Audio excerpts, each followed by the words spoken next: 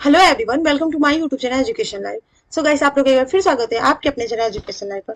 तो गाइस, जैसा कि आपको पता है आरओ का एग्जाम हमारा होने वाला 27 जुलाई को। तो उसी में हम लोग देखेंगे प्रीवियस ईयर क्वेश्चन पॉलिटी के कैसे कैसे आते हैं। तो काफी यहाँ पे इंपॉर्टेंट वीडियो होने वाला है। अगर आप लोग मेरे चैनल पर न्यू है तो प्लीज चैनल को सब्सक्राइब कर लीजिए, वीडियो को लाइक और शेयर करते रहिएगा। तो फर्स्ट क्वेश्चन है हमारा, निम्नलिखित में से किस अधिनियम में कलकत्ता में सर्वोच्च न्यायालय की स्थापना का प्रावधान किया गया? तो इसका राइट आंसर है रेगुलेटिंग 1773। तो जो 1773 के जो रेगुलेटिंग एक्ट में कलकत्ता में एक सर्वोच्च न्यायालय की स्थापना का बात की गई थी कि वहां पे एक सर्वोच्च न्यायालय बनाया जाएगा, जिसकी स्थापना कब हुई थी? 1774 में की गई थी। और सर एलिजा इम्फे के प्रमुख न्यायाधीश थे, तो इसके मुख्य न्यायाधीश थे। तो आपको पूछ देगा कि कलकत्ता में सर्वोच्च न्यायालय की स्थापना किस एक्ट से की गई? तो 1770 रेगुलेटिंग एक्ट 1773 में। कब की गई? तो 1774 में। इसके मुख्य न्यायाधीश एलिजा इम्फे थे। चलिए नेक्स्ट क्वेश्चन हमारा, सर्वोच्च न्यायालय की स्थापना के संबंध में आपको बताना है कौन सा कदम सही है। पहला क्वेश्चन है, कलकत्ता में सर्वोच्च न्यायालय की स्थापना 1770 के रेगुलेटिंग एक्ट द्वारा की गई थी और लेमस्टर इस न्यायालय के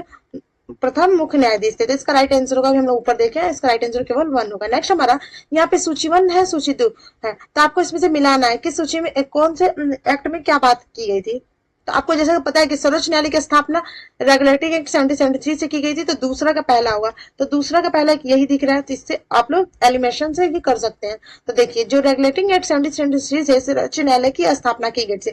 और पिट्स इंडिया एक्ट आया था 1784 का, जो पिट्स इंडिया भारतीय अधिनियम 1784, इसमें नियंत्रण बोर्ड ऑफ कंट्रोल की स्थापना की गई थी। तो पूछ देगा बोर्ड ऑफ कंट्रोल की स्थापना किस एक्ट से? तो 1784 के पिट्स इंडिया एक्ट से की गई थी।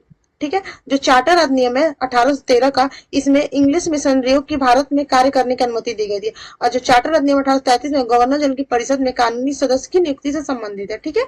चलिए नेक्स्ट क्वेश्चन हमारा है, निम्नलिखित में से किनमें से भारत में अंग्रेजी शिक्षा की नींव पड़ी थी? तो इसका राइट आंसर क्या होगा? तो इसका राइट आंसर पहला, दूसरा, तीसरा। जो 1813 का जो चार्टर एक्ट है, इसमें 1 लाख रुपए शिक्षा में पहली बार खर्च हुई थी। फिर general committee of public instruction 1823 में आया था। फिर जो आया था ये आंगनवाड़ी विवाद, उसका। तो तीनों पे बात की गई थी। नेक्स्ट हमारा, किस अधिनियम के द्वारा ब्रिटिश संसद ने चाय और चीन के साथ व्यापार को छोड़कर ईस्ट इंडिया कंपनी के भारत के साथ व्यापारिक एकाधिकार को समाप्त कर दिया था? तो 1813 के चार्टर अधिनियम द्वारा, जो 1813 का चार्टर अधिनियम द्वारा ब्रिटिश संसद ने चाय और चीन के साथ व्यापार को छोड़कर ईस्ट इंडिया कंपनी के भारत के साथ व्यापारिक एकाधिकार को समाप्त कर दिया। और पूर्ण तरह से समाप्त किस चार्टर एक्ट 1833 के चार्टर अधिनियम द्वारा किया गया।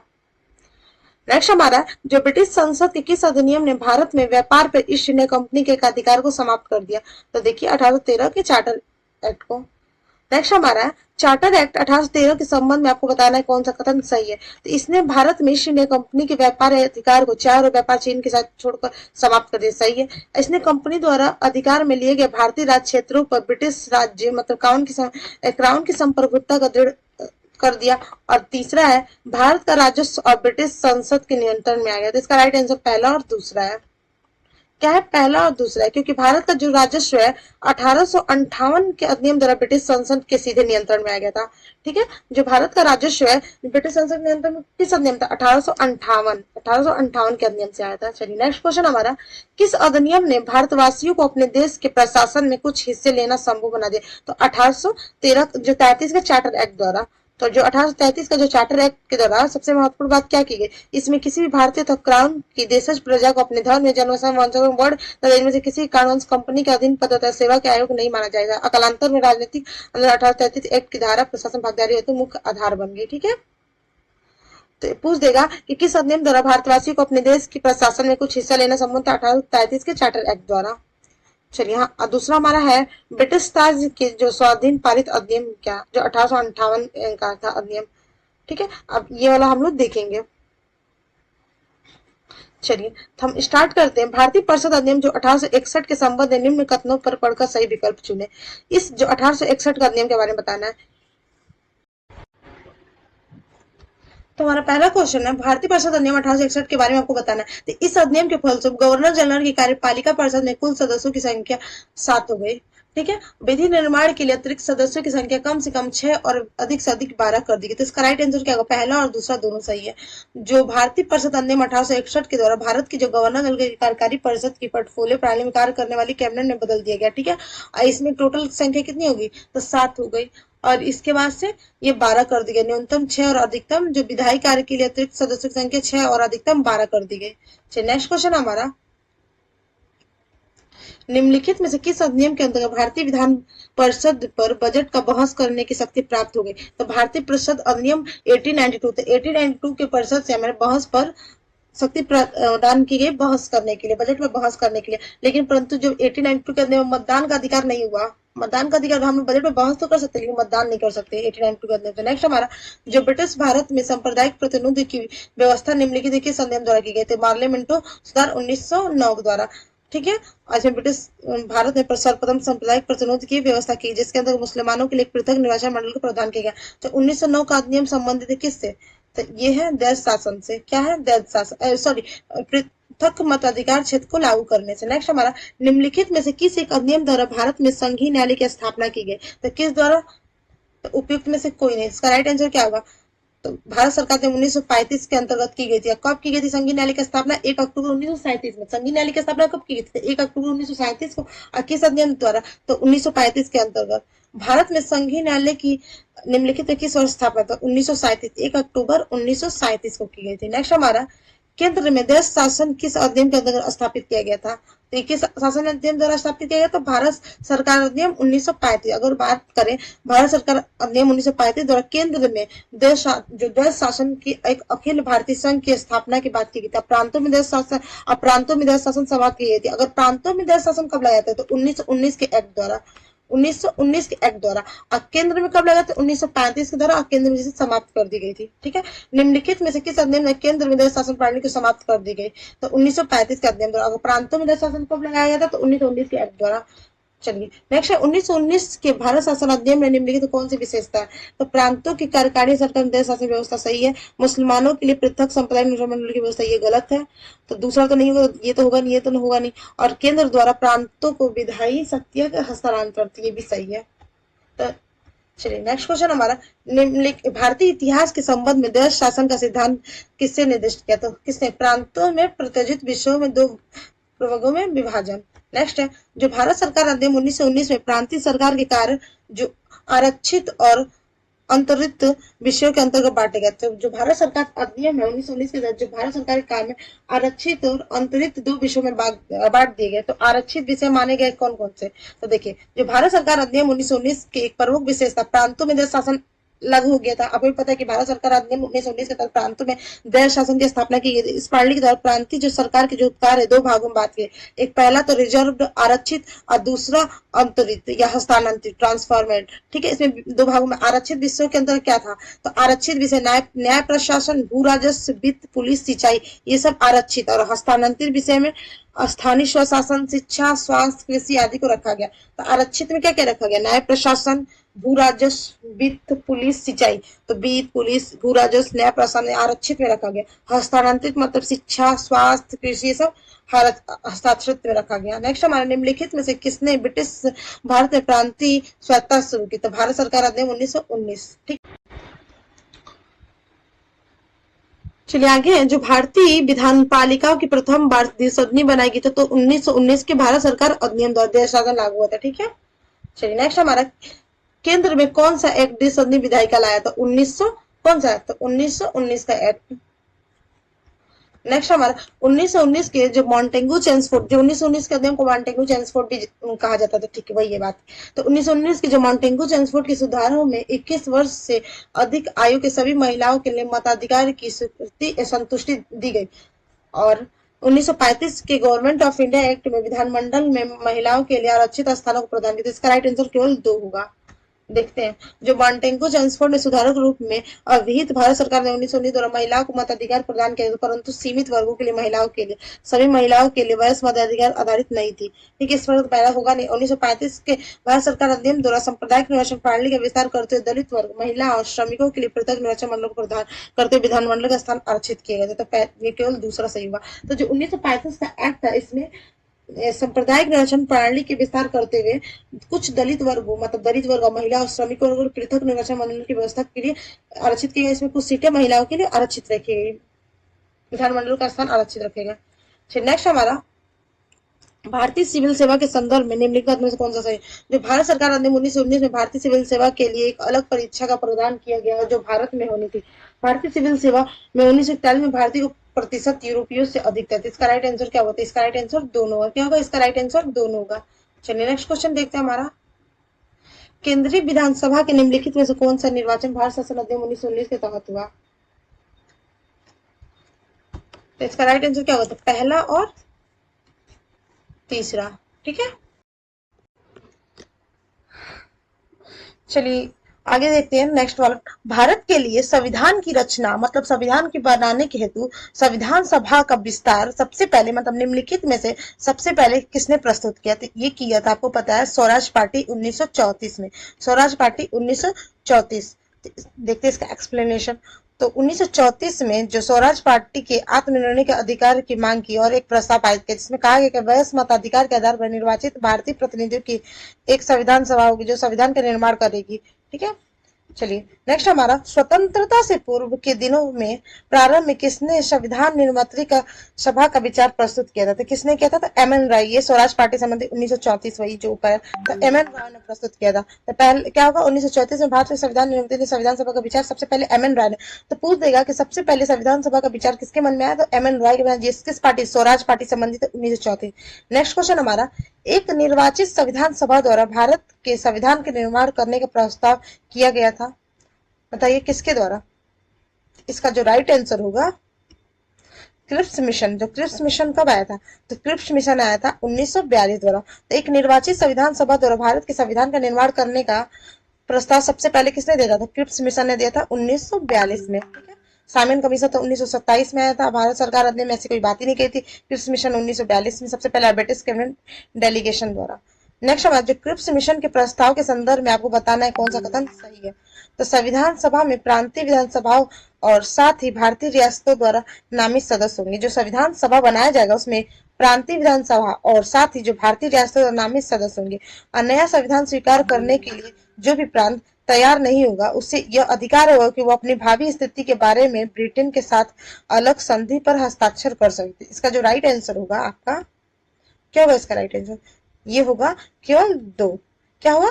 केवल दो।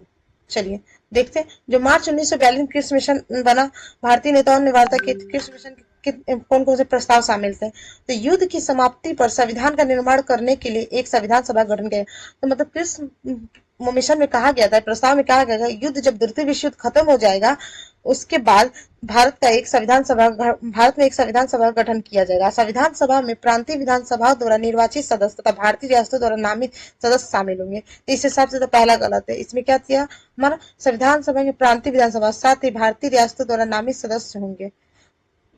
ठीक है, इसमें संविधान के प्रांतीय विधानसभा द्वारा निर्वाचित सदस्य होंगे, नामित नहीं, और भारतीय रियासतों द्वारा नामित सदस्य शामिल होंगे। अब भारत को डोमिनियन का दर्जा दिया जाए। क्रिप्स मिशन में कहा गया यदि नया प्रांत संविधान स्वीकार करने के लिए तैयार नहीं है तो वो अलग होकर पृथक संविधान बना सकेगा। यह अधिकार है कि वो अपनी भावी स्थिति के बारे में ब्रिटिश सरकार के साथ अलग संधि कर सकता है।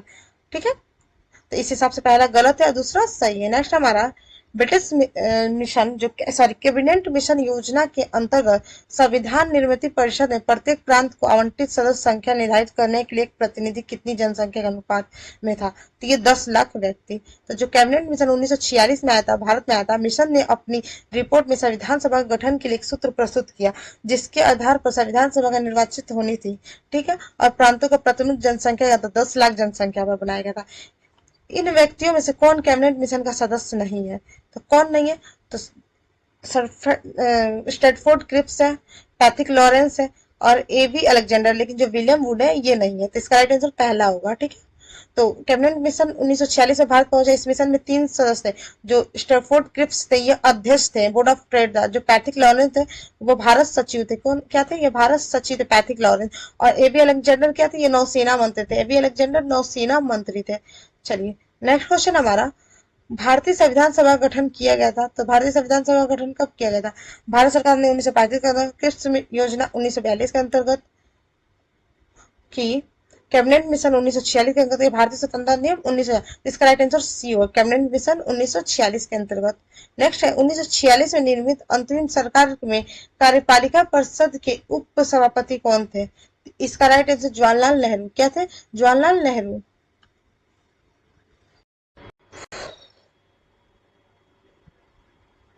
चलिए, निम्नलिखित में से कौन अगस्त 1946 में गठित प्रथम अंतरिम राष्ट्रीय सरकार का सदस्य नहीं था, जो अंतरिम सरकार का सदस्य नहीं था?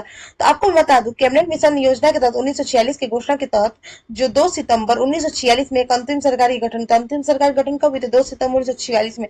इसमें सी राजगोपालाचारी इसमें शिक्षा मंत्री थे। तो जो अंतरिम सरकार की गठन हुई थी 2 सितंबर 1946 को, तो अंतरिम सरकार गठन कब हुई थी? 2 सितंबर 1946 को। इसमें जो सी राजगोपालाचारी थे वो शिक्षा मंत्री थे, डॉक्टर राजेंद्र प्रसाद खाद्य कृषि मंत्री थे, जगजीवन राम श्रम मंत्री थे, जबकि डॉक्टर एस राधाकृष्ण इसमें प्रथम अंतिम राष्ट्रीय सरकार के सदस्य नहीं थे। तो जो राधाकृष्णन थे इसमें नहीं थे, बस जो राजगोपालाचारी शिक्षा मंत्री, राजेंद्र प्रसाद खाद्य कृषि मंत्री और जगजीवन राम श्रम मंत्री थे। नेक्स्ट, प्रथम मंत्री राष्ट्रीय सरकार की घोषणा कब की गई थी? तो ये की गई थी, बताइए कब? ये की गई थी 24 अगस्त 1946 को। कब की गई थी? प्रथम अंतिम राष्ट्रीय सरकार घोषणा 24 अगस्त 1946 को की गई थी। नेक्स्ट है, बेबल योजना के अनुसार कार्यकारी परिषद में हिंदू और मुस्लिम सदस्यों की संख्या समान होनी चाहिए। बेबल का विचार था कि ऐसी व्यवस्था से भारत का बंटवारा बच जाएगा। तो इसका राइट आंसर क्या है? तो कथन सही है, कारण गलत है। अक्टूबर 1943 में लिनथिंगो के स्थान पर जो बेबल वैसा गवर्नर जनरल नियुक्त किए गए, वे जो भारतीय संवैधानिक गतिरोध दूर करने के लिए 1945 में लंदन गए। फिर यहाँ पे उन्होंने नेक्स्ट, हमारे निम्नलिखित में से कौन सा कथन संविधान सभा के विषय में सत्य है? संविधान सभा के बारे में, यह वयस्क मताधिकार पर आधारित था, यह प्रत्यक्ष निर्वाचन का परिणाम था, यह बहुदलीय निकाय था, इनके अनेक समितियों के माध्यम से कार्य किया। तो यह बहुदलीय निकाय था, ये तो सही है। ये प्रत्यक्ष निर्वाचन का परिणाम था, नहीं, इसे प्रत्यक्ष अब तो दूसरा तो होगा ही। इसका क्या होगा? तीसरा और चौथा हो जाएगा। तीसरा और चौथा, ये प्रत्यक्ष निर्वाचन का परिणाम था और उसने अनेक समितियों के माध्यम से कार्य किया। यह वयस्क मताधिकार पर भी आधारित नहीं था। जो भारतीय संविधान सभा के संबंध में निम्नलिखित में से कौन सा कथन सही है? वह वयस्क मताधिकार पर आधारित नहीं थी, सही है। यह प्रत्यक्ष निर्वाचन का परिणाम था, ये गलत हो। यह बहुदलीय संरचना नहीं थी, ये बहुदलीय संरचना थी, ये भी गलत होगा। ठीक है, ये कई समितियों के माध्यम से कार्यरत थे। इसमें पहला और डी। ठीक है, नेक्स्ट क्वेश्चन हमारे निम्नलिखित में से संविधान सभा के बारे में गलत कथन आपको बताना है। तो इसने बड़ी संख्या में समितियों की मदद से काम किया, इसमें प्रारूप समिति को सबसे महत्वपूर्ण सही है। कौन सा इसमें सबसे गलत है बताना है? तो अल्पसंख्यक समुदाय जैसे ईसाई, एंग्लो इंडियन और पारसियों को सभी पर्याप्त प्रतिनिधित्व दिया गया। निर्वाचक सार्वभौम वयस्क मताधिकार पर किया गया, तो यही गलत है, सी ही गलत है। तो इसका राइट आंसर सी होगा, क्योंकि इसका वयस्क मताधिकार पर नहीं किया था। इसने चुनाव प्रक्रिया 1935 में सभी अनुसूची पर आधारित थी। ठीक है, चलिए नेक्स्ट क्वेश्चन है हमारा, भारत के संविधान का प्रारूप तैयार करने वाली संविधान सभा के सदस्यों को तो ब्रिटिश संसद द्वारा नामित किया जाएगा, गवर्नर जनरल द्वारा नामित किया जाएगा, विभिन्न प्रांतों की विधानसभा द्वारा, भारतीय राष्ट्रीय कांग्रेस, इसका सी होगा, विभिन्न प्रांतों की विधानसभा द्वारा चुना जाएगा। नेक्स्ट क्वेश्चन हमारा है, भारतीय इतिहास संदर्भ में प्रांतों के संविधान सभा के सदस्य, तो प्रांतों से संविधान सभा के सदस्य कौन होंगे? इसका जो राइट आंसर होगा, प्रांतीय विधानसभा द्वारा निर्वाचित हुए थे, प्रांतीय विधानसभा द्वारा निर्वाचित हुए थे। चलिए नेक्स्ट क्वेश्चन की तरफ। नेक्स्ट क्वेश्चन हमारा, संविधान सभा में सदस्यों का चुनाव कैसे होता है? तो सीधे जनता द्वारा, कि भारतीय राष्ट्रीय कांग्रेस के नामांकन द्वारा, कि भारतीय राज्यों के शासकों से नामांकन होता है। इसका राइट होगा प्रांतीय सभा द्वारा। तो राइट आंसर क्या होगा? डी, प्रांतीय सभा द्वारा। नेक्स्ट क्वेश्चन हमारा, संविधान सभा के चुने हुए अस्थायी अध्यक्ष कौन थे? तो इसका राइट आंसर होगा डॉक्टर राजेंद्र प्रसाद। ये संविधान सभा के चुने अस्थायी अध्यक्ष। अगर अस्थायी अगर पूछेगा तो डॉक्टर सचिंदर नाथ सिन्हा। तो 9 दिसंबर 1946 को संविधान सभा की प्रथम बैठक की अध्यक्षता इन्होंने की थी। 9 दिसंबर 1946 को संविधान सभा प्रथम बैठक कब हुई थी? तो 9 दिसंबर 1946 को, जिसकी अध्यक्षता डॉक्टर सचिदानंद सिन्हा ने की थी, वही अस्थायी अध्यक्ष चुने गए। 11 दिसंबर 1946 संविधान सभा ने डॉक्टर राजेंद्र प्रसाद को निरोध और संविधान सभा का अस्थायी अध्यक्ष रूप से निर्वाचित किया। यही हमारे पहले राष्ट्रपति भी है। संविधान सभा की प्रथम बैठक की अध्यक्षता किसने की थी? तो डॉक्टर सचिदानंद सिन्हा ने। ऑप्शन सी इसका राइट आंसर होगा। नेक्स्ट क्वेश्चन है, भारतीय संविधान सभा की उद्घाटन अधिवेशन की अध्यक्षता की थी, तो किसने की थी? तो इसका राइट आंसर होगा डॉक्टर सचिदानंद सिन्हा द्वारा। नेक्स्ट हमारा, डॉक्टर राजेंद्र प्रसाद संविधान सभा का सभापति चुने गए थे तो 11 दिसंबर 1946 को। कब? 11 दिसंबर 1946। संविधान सभा की प्रथम बैठक 9 दिसंबर 1946। ये डॉक्टर राजेंद्र प्रसाद चुने गए थे 11 दिसंबर 1946 को। तो नेक्स्ट क्वेश्चन है, भारत की संविधान निर्मात्री सभा के अध्यक्ष कौन थे? तो इसका राइट आंसर होगा डॉक्टर राजेंद्र प्रसाद। नेक्स्ट है स्वतंत्र भारत की संविधान सभा के अध्यक्ष कौन थे? तो इसका भी right answer doctor Rajendra Prasad. कितने बार बार पूछा है। नेक्स्ट क्वेश्चन है संविधान सभा के प्रथम मनोनीत उप सभापति कौन थे? तो आपको बताना है संविधान सभा के प्रथम मनोनीत उप सभापति, तो इसके होंगे फ्रैंक एंथोनी। संविधान सभा के प्रथम अस्थायी उप सभापति अध्यक्ष फ्रैंक एंथोनी थे, जिन्हें 9 दिसंबर 1946 को अस्थायी सभापति अध्यक्ष सचिदानंद सिन्हा द्वारा मनोनीत किया गया था। और एस.सी. मुखर्जी संविधान सभा के पहले उपाध्यक्ष थे। जो एच.सी. मुखर्जी थे वो संविधान सभा के पहले उपाध्यक्ष थे। नेक्स्ट क्वेश्चन हमारा भारतीय संविधान सभा का स्थापना की, तो भारतीय संविधान सभा की स्थापना कब की गई थी? 26 नवंबर 9 दिसंबर 1946 को। जो भारतीय संविधान सभा की स्थापना कब की गई थी? तो 9 दिसंबर 1946 को उसकी प्रथम बैठक के आरंभ होने के साथ हुई थी। संविधान सभा की प्रथम बैठक 9 दिसंबर 1946 को। और संविधान सभा का अगर गठन किया गया था तो कब किया गया था? तो संविधान सभा का गठन किया गया था दिसंबर 1946, तो दिसंबर 1946। नेक्स्ट है संविधान सभा का प्रथम अधिवेशन कब हुआ था? तो 9 दिसंबर 1946 को। नेक्स्ट है जो भारतीय संविधान सभा की पहली बैठक कब हुई थी? 9 दिसंबर 1946 को। जवाहरलाल नेहरू ने भारत की संविधान सभा की किस बैठक में उद्देश्य प्रस्ताव रखा था? तो किसमें रखा था? ये रखा था उद्देश्य प्रस्ताव की तारीख कब? 13 दिसंबर 1946 में 13 दिसंबर नेहरू ने उद्देश्य प्रस्ताव पारित किया जाता है। तो 9 दिसंबर तो पहला सेशन हो गया और फिर 11 तो दूसरा हो गया, तो ये हमको तीसरा हो गया, पांचवी होगा, पांचवी। ठीक है, 13 दिसंबर 1946 को भारत संविधान सभा प्रथम अधिवेशन पांचवी बैठक में प्रथम अधिवेशन की जो पांचवी बैठक में जवाहरलाल नेहरू के उद्देश्य प्रस्ताव रखा था। तो किस सेशन में उद्देश्य प्रस्ताव आया था? पांचवी बैठक में। ठीक है, भारत को एक संविधान देने का प्रस्ताव संविधान सभा द्वारा पारित कब किया गया था? बताइए। ये किया गया था 22 जनवरी 1947। मतलब उद्देश्य प्रस्ताव कब स्वीकार किया था? 22 जनवरी 1947 को। संविधान सभा के जो सम्मुख संविधान के प्रस्तावक प्रस्ताव किसने? तो जवाहरलाल नेहरू ने रखा था। किसने? जवाहरलाल नेहरू ने। संविधान सभा में उद्देश्य प्रस्ताव में से किस एक के द्वारा प्रस्तुत किया था? जवाहरलाल नेहरू ने किया था। कब किया था? 13 जनवरी 1946। और पारित कब हुआ था? तो 22 जनवरी 1947 को। चलिए, भारतीय संविधान के निर्माण से संबंधित निम्नलिखित कथनों से कौन सा सही है? तो नेहरू के उद्देश्य प्रस्ताव का जो संविधान सभा द्वारा स्वीकार किया गया संविधान के निर्माण पर असर था। ठीक है, उद्देशिका बहुत महत्वपूर्ण उद्देश्य की पूर्ति करता है। संविधान को भारत के लोगों ने आदेशित किया और राज्य के मुखिया के लोग प्रत्यक्ष रूप से निर्वाचित करते थे। आपको बताना है इसमें से कौन सा सही है। तो इसका जो राइट आंसर होगा पहला, दूसरा, तीसरा, चौथा नहीं होगा इसका। ठीक है, तो क्योंकि इसका जो मुखिया अप्रत्यक्ष रूप से चुना जाता है।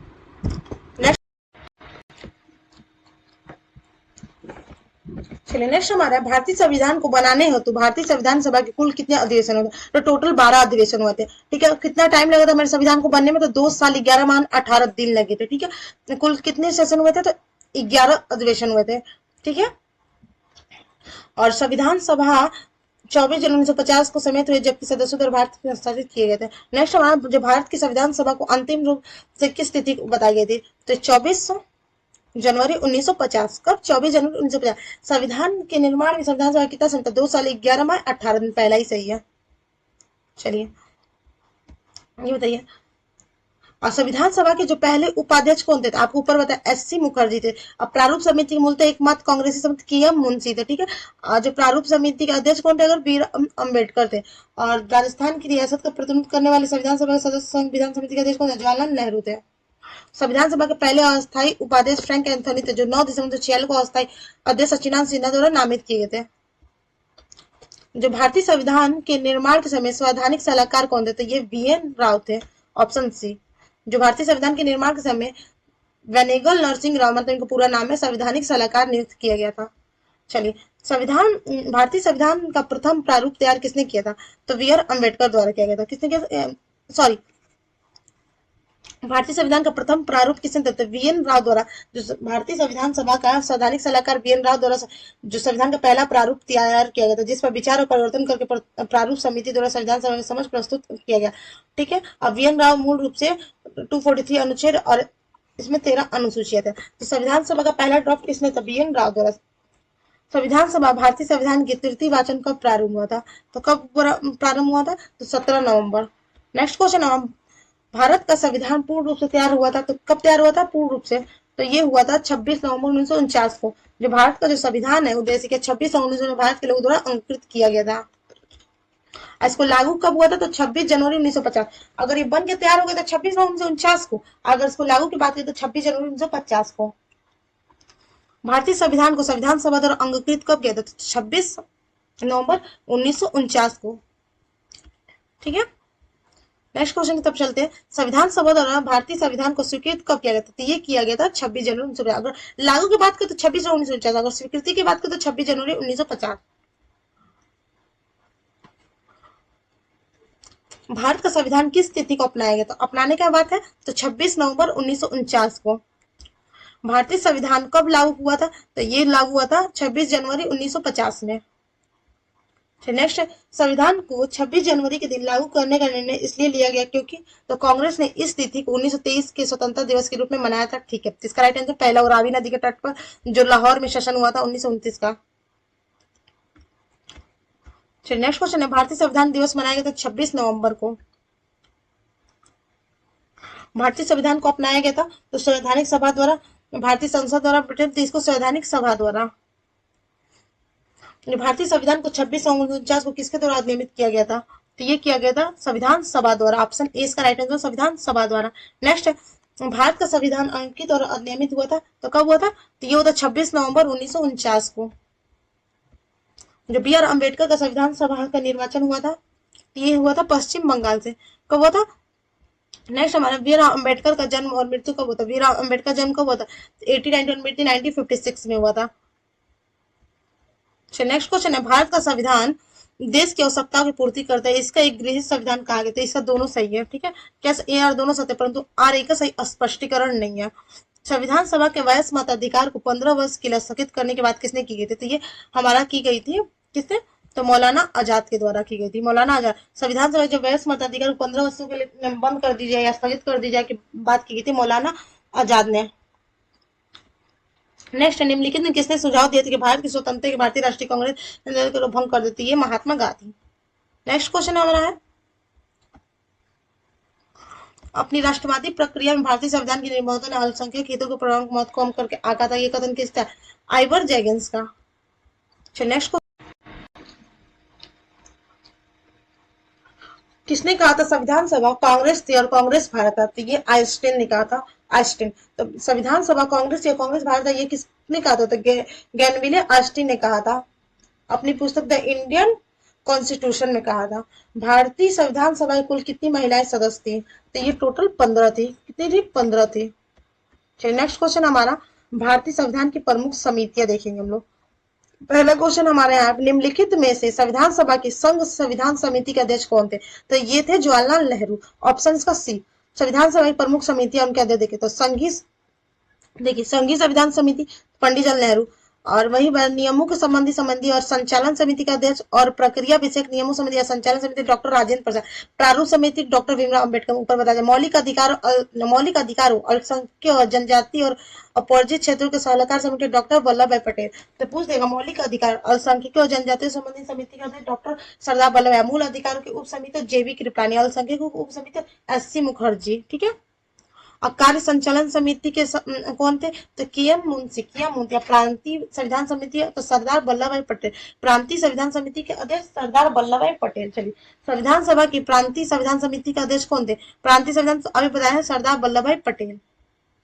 चलिए, भारतीय संविधान सभा का प्रारूप समिति का अध्यक्ष कौन थे? तो डॉक्टर भीमराव अम्बेडकर। प्रारूप समिति में 7 सदस्य थे अम्बेडकर को छोड़ के। भारतीय संविधान के प्रारूप समिति का अध्यक्ष कौन थे? डॉक्टर भीमराव अम्बेडकर। ठीक है, और इसमें आपको दिया गया समिति इसके अध्यक्ष। तो मूल अधिकार कार्य संचालन समिति किसके थे? केएम मुंशी। संघ वाला बताया जवाहरलाल नेहरू। और प्रारूप समिति के अध्यक्ष कौन थे? भीमराव अम्बेडकर। और मूल अधिकारों का समिति कौन थे? तो मूल अधिकारों को बताइए,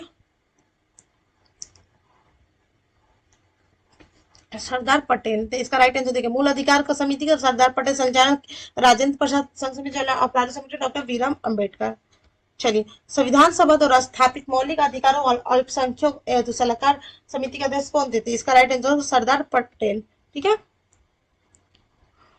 डॉक्टर भीमराव अम्बेडकर की अध्यक्षता में संविधान सभा की प्रारूप समिति में कितने सदस्य? तो 6। अगर उनकी अध्यक्षता में 6, अगर उनको लेके 7 होंगे। ठीक है, कौन कौन थे? N Gopal Swami Ayyangar, Alauddin Krishna Swami Ayyar, K M Munshi, Mohammad Saadulla, B N Mitra और डीपी खेतान। इनमें से जो बी एन मित्र के स्थान पर माधवराव आ गए थे और डीपी खेतान की मृत्यु होने के बाद टीटी कृष्णचारी हुए थे। तो खेतान की मृत्यु के बाद कौन आए थे? टीटी आए थे। खेतान की मृत्यु के बाद कौन आए थे? टीटी आए थे। चलिए, निम्नलिखित में से संविधान के प्रारूप समिति के सदस्य थे तो कौन थे? अलाउद्दीन कृष्ण स्वामी अय्यर भी थे, जवाहरलाल नेहरू नहीं थे। तो इसका राइट आंसर होगा पहला और तीसरा। नेक्स्ट है, जो संविधान का पांडुलेखन समिति में से कौन सदस्य नहीं था? तो इसका जो राइट आंसर है, जवाहरलाल नेहरू नहीं थे, बाकी तीनों थे। संविधान सभा ने डॉक्टर बी आर अम्बेडकर की अध्यक्षता में प्रारूप समिति का गठन कब किया था? तो प्रारूप समिति का गठन हुआ था 29 अगस्त 1947। तो प्रारूप समिति का गठन कब होता? तो 29 अगस्त 1947 में हुआ था। अगर वहीं उद्देश्य प्रस्ताव तो 13 दिसंबर 1946, अब पारित हुआ था 22 जनवरी 1947, और प्रारूप समिति 29 अगस्त 1947। तो प्रारूप समिति का गठन हुआ था 29 अगस्त 1947 में।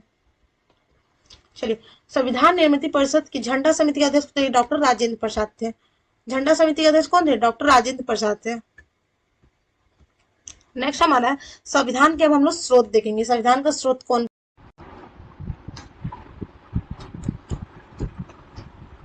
चलिए, नेक्स्ट क्वेश्चन हमारा, भारत के संविधान में जो उद्देशिका प्रस्तावना का विचार लिया गया था, तो कहां से प्रस्तावना लिया गया था? सबसे पहले तो ये लिया गया था यूएसए के संविधान से। भारत के संविधान की उद्देशिका का विचार सबसे पहले अमेरिका के संविधान से लिया गया था, जबकि उद्देशिका की भाषा ऑस्ट्रेलिया के संविधान से। देखिए, उद्देशिका का प्रस्ताव हमने लिया था अमेरिका से, लेकिन उसकी जो भाषा है वो हमने लिया था ऑस्ट्रेलिया से। नेक्स्ट है, भारतीय राजनीतिक व्यवस्था में इनमें से कौन सा सर्वोच्च है? सर्वोच्च न्यायालय की संसद की संविधान की धर्म। इसका राइट आंसर बी, संविधान सर्वोच्च है। चलिए, नेक्स्ट क्वेश्चन हमारा, 1 मिनट।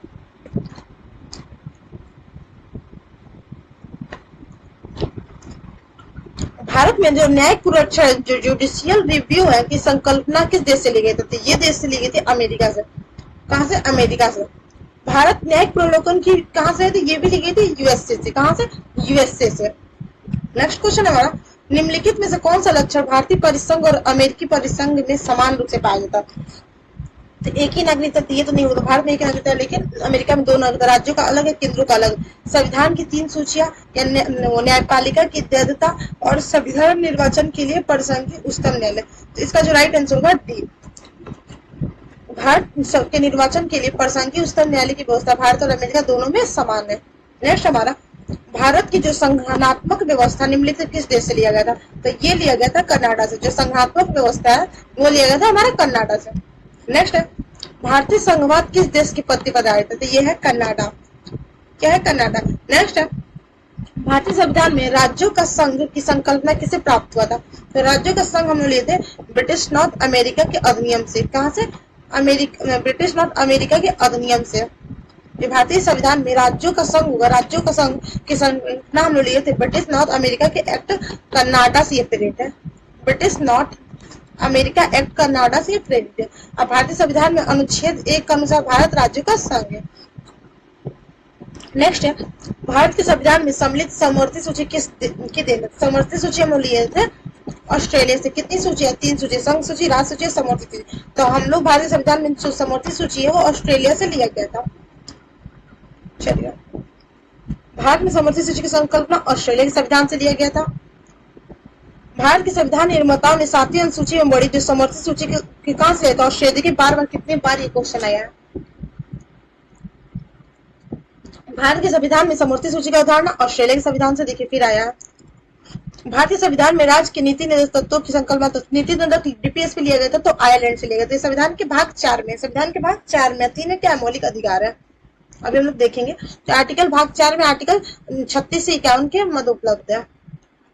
भारतीय संविधान के जो डीपीएस पे आयरलैंड से लिया गया था। देखिए, बार बार क्वेश्चन पूछा है। देखिए, फिर यहाँ पे पूछा है कहाँ से लिया? राज्यसभा का गठन में प्रतिभा, अनुभव और सेवा कहाँ से लिया गया था? तो ये लिया गया था आयरिश गणतंत्र। नेक्स्ट क्वेश्चन हमारा, यहाँ संविधान, भारत के संविधान के लक्षण और किस देश से लिया गया था? मूल अधिकार कहाँ से लिया था? मूल अधिकार अमेरिका से लिया गया था। आपात उपबंध कहाँ से लिया गया था? तो ये जर्मनी से लिया गया था। राज्य के नीति निर्देश आयरलैंड से लिया गया था। ठीक है, मूल अधिकार अमेरिका से लिया गया, शासन संबंधी शासन प्रणाली यूके से लिया गया था, आपात उपबंध जर्मनी के वाइमर से लिया गया था, और डीपीएस भी आयरलैंड से लिया गया था।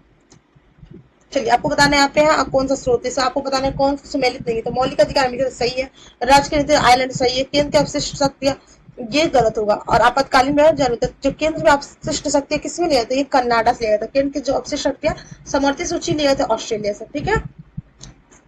फिर देखिए मौलिक अधिकार ये लिया गया था अमेरिका से, डीपीएसपी लिया गया था आयरलैंड से, और केंद्र राज्य संबंध कहाँ से लिया गया था, केंद्र राज्य संबंध लिया गया था कनाडा से, और मंत्रिमंडलीय ब्रिटिश संविधान का। केंद्र राज्य संबंध कनाडा से लिया गया था, मंत्रिमंडलीय ब्रिटिश संविधान से, और राज्य के नेतृत्व आयरलैंड से, और मौलिक अधिकार अमेरिका से, ठीक है। नेक्स्ट चलते हैं हम लोग विधि का शासन इंग्लैंड से, अब विधि द्वारा स्थापित प्रक्रिया जापान, विधि का शासन इंग्लैंड से, विधि द्वारा स्थापित प्रक्रिया वो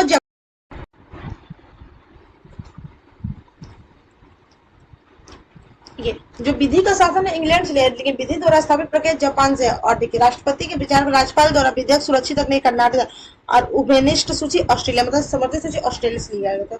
आपको यहाँ पे भी मिलान करना सूची ना सूची, मूल अधिकार आपको पता है अमेरिका से लिया गया था। संघ राज्यों के समर्थित सूची ये ऑस्ट्रेलिया से लिया गया था। फिर डीपीएसपी आयरलैंड से लिया गया था, और भारत राज्य संघ और संघ में सक्रिय कनाडा से लिया गया था, ठीक है। इस हिसाब से आप लोग कर सकते हैं। नेक्स्ट हमारा है भारतीय संविधान में जो मौलिक कर्तव्यों का का विचार क्या सकते, ये लिया गया था रूस से। मौलिक कर्तव्य लिया गया तो ये संविधान के भाग 4 के 1 में है, कौमे भाग अधिकार के कौमे है। इसके 42वें संविधान संशोधन द्वारा इसको ऐड किया गया स्वर सिंह समिति के प्रावधान पे। भारत का संविधान सबसे अधिक लंबा हो गया। मौलिक अधिकारों का अध्याय अमेरिकी संविधान के मॉडल से लिया है, तो इसका राइट आंसर दोनों होगा, लेकिन आर का सही व्याख्या नहीं करता। नेक्स्ट जो भारतीय संविधान में समाहित मूल अधिकारों की अवधारणा किस देश के संविधान से ग्रहण की गई, तो किस देश के मूल अधिकार, तो ये की गया अमेरिका से। चलिए भारतीय संविधान में मूल अधिकारों का विचार दिया गया, तो मूल अधिकार लिया गया अमेरिका के संविधान से। फिर मौलिक अधिकारों की अवधारणा ली गई, तो मौलिक अधिकार कहाँ से लिए गए, अमेरिका से लिए गए थे, यूएसए के संविधान से लिया गया। लिखित संविधान का प्रारंभ किस देश से, तो ये हुआ अमेरिका से, ठीक है। तो ये हमारा पूरा यहाँ पे 26 क्वेश्चन इसमें भी हम लोग देख लिया। अब नेक्स्ट चैप्टर में कौन सा देखेंगे हम लोग, भाग देखेंगे, भारतीय संविधान के प्रमुख भाग। तो भारतीय संविधान में बताया कितने टोटल भाग है, तो 22 भाग है, ठीक है। कौन कौन सा देखते हैं, तो भाग 1 क्या है, तो संघ उसका राज्य क्षेत्र। भाग 1 क्या है, संघ उसका राज्य क्षेत्र। भाग 2 क्या है, नागरिकता। और भाग 3 क्या है, मौलिक अधिकार। देखिए इसको रोमन नंबर में लिखने पढ़ना चाहिए। तो भाग 1 क्या है, संघ और राज्य क्षेत्र। भाग 2 नागरिकता। और भाग 3 क्या है, मौलिक अधिकार है। भाग 4 राज्यों को डीपीएसपी, भाग 4 डीपीएसपी है। और 4 का जो एक है, जो भाग 4 है वो डीपीएसपी है, और 4 का एक मौलिक कर्तव्य है। 5 के संघ है, 6 राज्य। तो फिर से हम देखेंगे भाग 1 क्या है, संघ राज्य क्षेत्र। भाग 2 नागरिकता। भाग 3 मौलिक अधिकार। भाग 4 डीपीएस के एक मौलिक कर्तव्य। भाग 5 संघ और भाग 6 राज्य, ठीक है। और भाग 7 से देखते हैं, तो भाग 7 में खत्म हो गया, बंद हो गया। और भाग 8 में संघ राज्य क्षेत्र निरसित हो गया। और भाग 8 क्या है, संघ राज्य क्षेत्र। भाग 8 क्या है, संघ राज्य क्षेत्र। और भाग 9 क्या है, तो भाग पंचायत है। 9 के 1 में क्या है, तो नगर पालिका है। तो भाग 9 क्या है, पंचायत। 9 के 1 में क्या है, नगर पालिका। 9 के 2 में क्या है, सहकारी समितियां। 10 के अनुसूचित और जनजातीय क्षेत्र। भाग 11 संघ राज्य के बीच संबंध। भाग 1 वित्त संपत्ति। भाग 14 देखिए संघ राज्य के अधीन सेवाएं, भाग 14, ठीक है। भाग 15 में, भाग 14 के ए में अधिकरण है। भाग 14 संघ राज्य के अधीन सेवाएं है। भाग 14 के ए में अधिकरण है। अब 15 में निर्वाचन है। भाग से कुछ राज्यों के लिए विशेष उपबंध है। और भाग 17 क्या है, राजभाषा। भाग 18 आपात उपबंध, ठीक है। भाग 20 संविधान संशोधन है, ठीक है। तो और भाग और इसे तो कोई इम्पोर्टेंट, जितना इम्पोर्टेंट था मैं यहाँ पे कराती हूँ। देखते हैं लोग क्वेश्चन कैसे पूछा गया। तो भारतीय संविधान के कितने भागों में विभाजित किया था, आपको 22 भागों में, ठीक है। भारतीय संविधान में 22 भागों में विभाजित, गणना से वर्तमान में कुल 25 भागों, लेकिन इनको 22 भागों में विभाजित किया गया। नेक्स्ट निम्नलिखित विषयों पर विचार होने के तो संघ उनका कार्य क्षेत्र, ये भाग 1 है, तो ये मान लीजिए भाग 1 है। मौलिक कर्तव्य, तो जो मौलिक कर्तव्य है ये क्या है, तो मौलिक कर्तव्य आगे नागरिकता तो भाग 2 में है, ठीक है। और डीपीएसपी भाग 4 में है, ठीक है। और फिर जो मौलिक कर्तव्य है 4 के 1 में है, क्या है, 4 के 1 में। तो इसका राइट आंसर क्या होगा, तो आगे इसका राइट आंसर पहला होगा, फिर क्या होगा, फिर दूसरा होगा, मतलब तीसरा वाला होगा, फिर हमारा आपका ये चौथा होगा, और फिर सबसे लास्ट में ये वाला होगा। तो इसका जो राइट आंसर होगा ए, ठीक है। नेक्स्ट क्वेश्चन की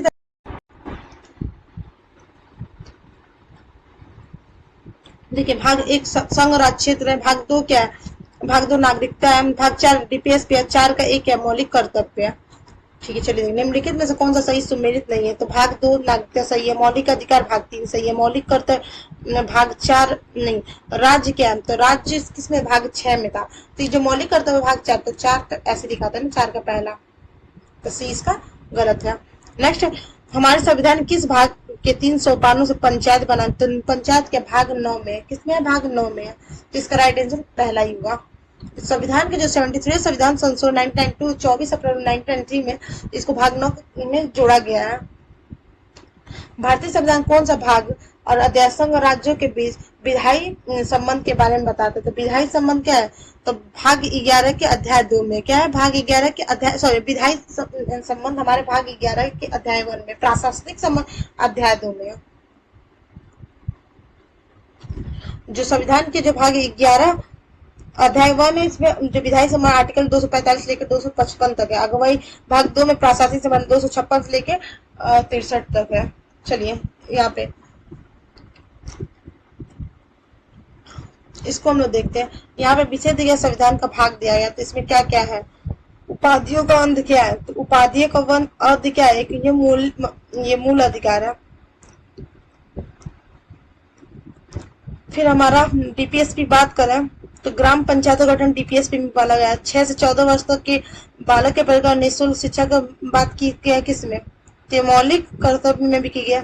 और भारत राज्यों का संघ क्या है, तो इसमें संघ राज्य क्षेत्र की बात करें, तो उपाधियों का अंत मौलिक अधिकार देखिए ग्राम पंचायत, फिर 6 से 14 वर्ष तक के मौलिक कर्तव्य शिक्षा का अनुसार संघ राज्य क्षेत्र। ठीक है, निम्नलिखित में कौन सा नियम सही सुमेलित नहीं है, तो संविधान का दूसरा भाग मौलिक कर्तव्य नहीं है, तो यही सही सुमेलित है, तो ये तो नहीं होगा, तो ये तो गलत होगा, क्योंकि ये संविधान के दूसरा भाग में नागरिकता है, मौलिक अधिकार तीसरे में है, संविधान के तीसरा में नागरिकता, ये भी गलत है। भारत का चौथा भाग मौलिक कर्तव्य और पांचवा राज्य के नीति निर्देशक तत्व है, तो इसका राइट आंसर सी होगा। वैसे तो इसका ये भी नहीं, अच्छा हाँ चौथा तक का है, तो मौलिक कर्तव्य सही है।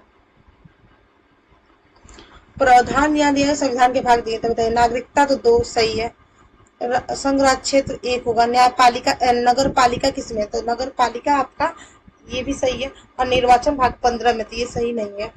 नेक्स्ट हमारा सूची 1 और सूची 2 दिया गया, तो आपको बताना, तो सबसे पहले तो अगर हम लोग देखेंगे मूल कर्तव्य, तो जो मूल कर्तव्य तो पहला ये है, तो सी का 4 हो जाएगा, सी का 4, तो सी का 4 एक ही में दिख रहा है, तो इसका राइट आंसर ये हो जाएगा। ठीक है, संविधान के भाग ये 9 में पंचायत है, और संविधान के संघ राज्य क्षेत्र किसमें है, तो भाग 14, फिर उससे संविधान के भाग 4 के पहले में मूल कर्तव्य, और संविधान के भाग 9 के पहले में नगर पालिका है। चलिए नेक्स्ट क्वेश्चन देखते हैं, निम्नलिखित में से कौन सा भारतीय संविधान के अंदर सही सुमेलित नहीं है, तो पंचायत सही है, नगर पालिका भी सही है, और सहकारी समितियां भी सही है, लेकिन अधिकरण भाग 10 में नहीं है, अधिकरण 14 के ए में है, क्या 14 के ए में है। नेक्स्ट है, संविधान के किस भाग में पंचायती राज व्यवस्था संबंधी प्रावधान दिए, तो ये संविधान के भाग 9 में है। ठीक है, इसका राइट आंसर ए है। नेक्स्ट, संविधान के कौन भाग में पंचायती राज संबंधित है, तो संविधान के भाग 9। नेक्स्ट यहाँ पे सूची 1 दिया गया, सूची 2 दिया, इसका मिलान करना आप लोगों को, तो मौलिक अधिकार भाग 3 में है, मौलिक कर्तव्य भाग 4 के ए में है, संख्या भाग 5 में है, और आपात उद्यम इसमें 18 के है। नेक्स्ट हमारा निम्नलिखित कौन सा सही सुमेलित नहीं है, तो आपको बताना इसमें से कौन सा सही सुमेलित नहीं है, तो मूल कर्तव्य सही है। ठीक है, राज्य 6 में ये भी सही है, भारत का महान न्यायाधीश भाग 5 में आता है। ठीक है, संघ में राज्य राज्यों का अधीन सेवा भाग 14, जिसका सी सही नहीं हुआ। ठीक है, नेक्स्ट